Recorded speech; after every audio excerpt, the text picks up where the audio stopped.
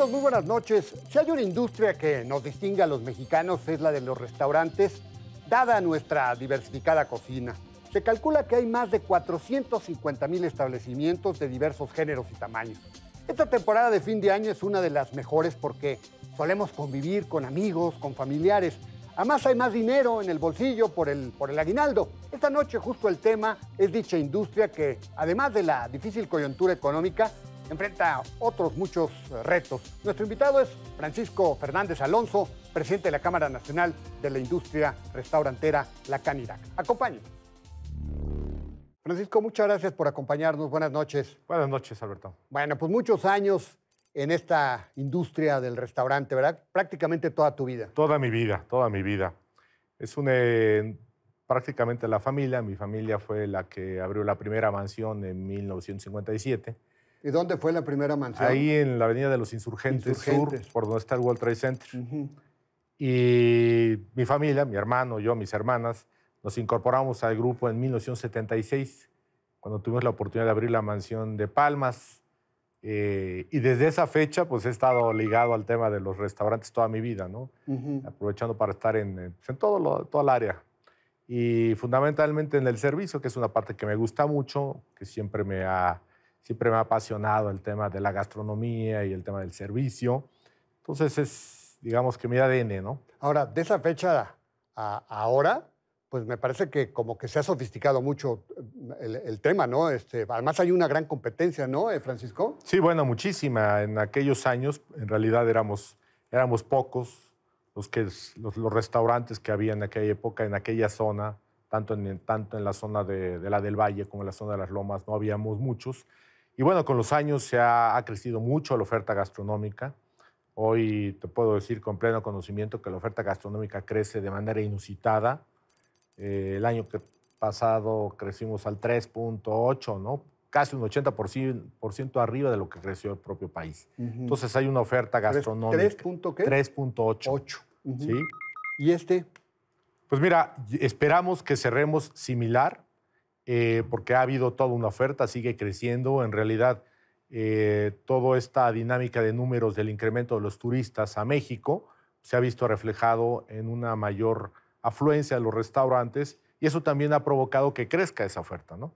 Ahora, viene la mejor época, entiendo que esta es una de las mejores épocas para los restaurantes, que es el fin de año, ¿no? Así es, porque es tradicionalmente donde la gente organiza sus eventos de fin de año. Existe una gran tradición entre los mexicanos de en estas fechas festejar. Además tenemos el famosísimo Guadalupe Reyes. Que arranca, es una realidad, que es una realidad y hay muchos eventos, hay muchos festejos. Entonces, digamos, las familias se unen para festejar, las empresas realizan sus eventos de fin de año, de celebraciones. Entonces, hay un crecimiento muy importante. En algunos establecimientos llega a crecer el 25% sus ventas en relación a un mes normal. ¿Diciembre? Diciembre. Básicamente diciembre. Básicamente ¿no? diciembre. Bueno, diciembre y a lo mejor 1 de enero, ¿no? Sí, bueno, se sigue. De hecho, enero, contrariamente a lo que se piensa, es un mal mes y no es correcto. Hay una tendencia que se une diciembre y enero. Por supuesto, Alberto, no se te olvide que hay que analizar que México es un país muy grande. Entonces, hay ciudades donde no es tan fuerte el incremento y hay otras que sí. Tú sabes que los destinos turísticos, las playas, en diciembre, fin de año, pues hay muchísima gente que se traslada ahí, las ventas se incrementan de una manera sustantiva, ¿no? Ahora, esta es una industria pues, muy nutrida, pero además me parece que muy democrática, ¿no, Francisco? Porque pues lo mismo encuentras una pequeña lonchería que puedes encontrar cadenas de grandes restaurantes, cadenas de comida rápida, en fin, pues hay para todos los gustos y hay de todos los tamaños, ¿verdad? Así es.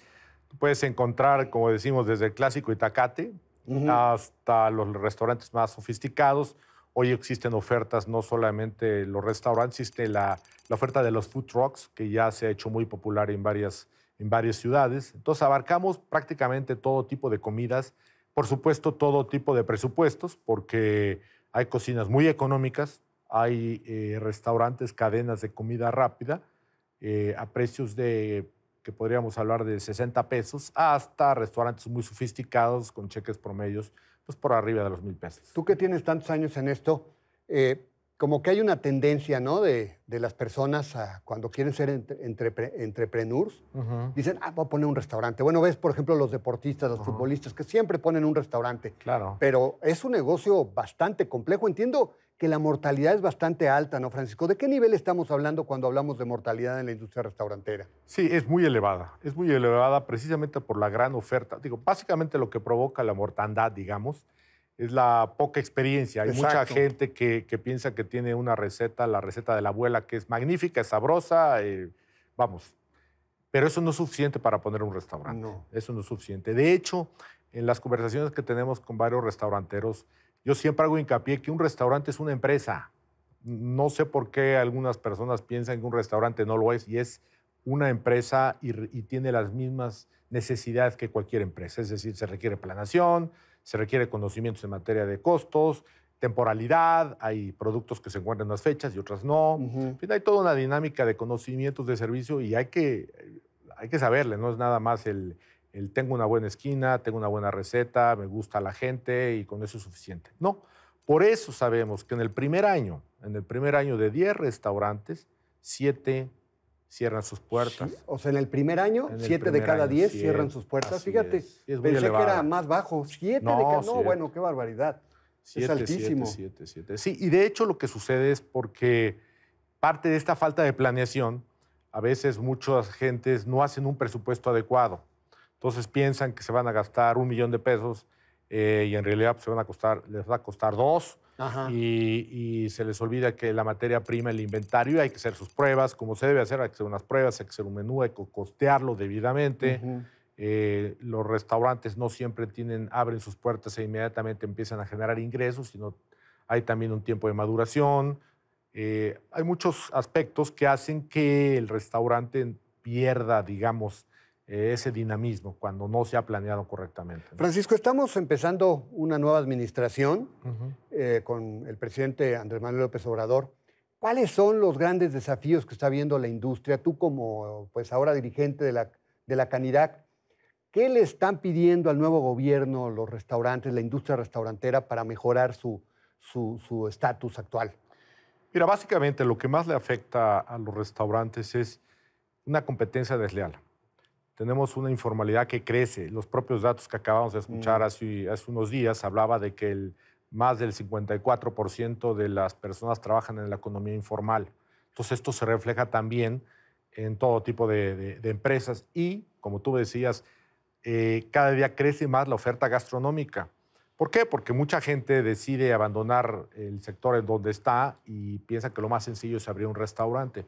Y lo hacen en muchas ocasiones sin cumplir con la reglamentación que exigen los distintos municipios o la Ciudad de México, ¿no? Hablando de la Ciudad de México. Entonces, yo diría que un factor muy importante es que hay una competencia desleal. Y por eso ves las diferencias de precios. Constantemente vemos a gente que nos dicen, es que yo salí en la calle y pagué 35, 40 pesos. En realidad sí es cierto, pero habría que analizar si ese ingreso está pagando algún IVA o en realidad no alcanza para eso. Nada de eso. Ni CR. Nada de eso. Entonces, digamos que es un problema porque es una competencia real. Finalmente la gente sale a comer. Al día tenemos calculado que más de 30 millones de mexicanos salen a comer fuera de sus casas todos los días. 30 millones. Entonces, hablamos de la informalidad, digamos, como punto neurálgico para atacar. Y dos, la mayoría, los restaurantes somos sobre-regulados, sobre-verificados. Constatar con cualquier restaurante y cualquiera de las personas que nos estén escuchando van a encontrar cómo para abrir un restaurante es verdaderamente hay que pasar por un calvario de tramitología.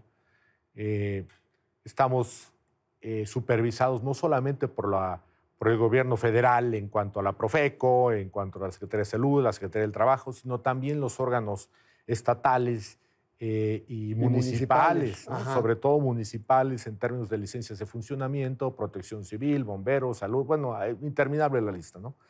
Y estamos pidiendo que haya una homologación de todos estos permisos, que que seamos más fácil. ¿Y por qué daña todo esto? Porque tú sabes que el mayor peligro para una empresa es la incertidumbre. Lo peor que le puedes hacer a un empresario es no definir cuáles son las reglas del juego. Claro. Entonces, ese es el mayor daño y los restaurantes no estamos exentos de eso. Y como tercer punto, derivado de esta tramitología, pues, generamos una corrupción bárbara, ¿no? Ah, bueno. Generamos la clásica corrupción en donde todo no se puede a menos de... Sí, llega el inspector y exactamente. algo que dice, no, pero ¿sabe qué? No, está mal, lo voy a cerrar. Y otro punto que antes de que se nos termine el tiempo, la inseguridad. ¿Qué tanto les ha afectado a la industria restaurantera la inseguridad? Mucho, mucho, y también te diría que depende de las ciudades. O sea, hay ciudades donde sobra conocido, donde la gente ha dejado de salir, ¿no? La frontera, ¿no? En su momento lo que fue Matamoros o Reynosa, donde la gente auténticamente se siente inhibida a salir. Hay otras ciudades donde se sale con más frecuencia, la Ciudad de México, por ejemplo, pero también está sujeta a ciertas áreas. También es cierto, las plazas comerciales normalmente la gente tiende más a visitarlas, se siente más seguro. Más seguro. Una última pregunta, ya se está terminando el tiempo. El número de empleados en la industria restaurantera es importantísimo, ¿verdad? Sí, ¿Cuántos por supuesto. empleos generan? Mira, hay 1.700.000 mexicanos que trabajan de manera directa. De hecho, es un número que constantemente estoy repitiendo, porque de ahí deriva la importancia de este gremio. Ya lo creo. Cuando hablamos que hay 1.700.000 que trabajan de manera directa, pues hablamos de su peso en todo el país, ¿no? Bueno, pues Francisco, podríamos pasar horas y horas platicando contigo. Seguramente siempre sí. Es un gusto porque eres un gran conocedor. Muchas gracias, Francisco. Te agradecemos mucho el que nos hayas permitido platicar esta noche, ¿eh? Cuando guste estoy puesto. Gracias, bueno, él es Francisco Fernández Alonso, él es el presidente de la Cámara Nacional de la Industria Restaurantera, la CANIRAC. Buenas noches, Francisco. Gracias, buenas noches.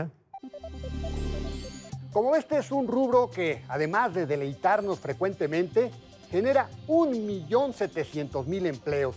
No es un negocio fácil, más allá de lo que parece, y la prueba es la enorme mortalidad de unidades que hay cada año, dado que además hay una enorme competencia.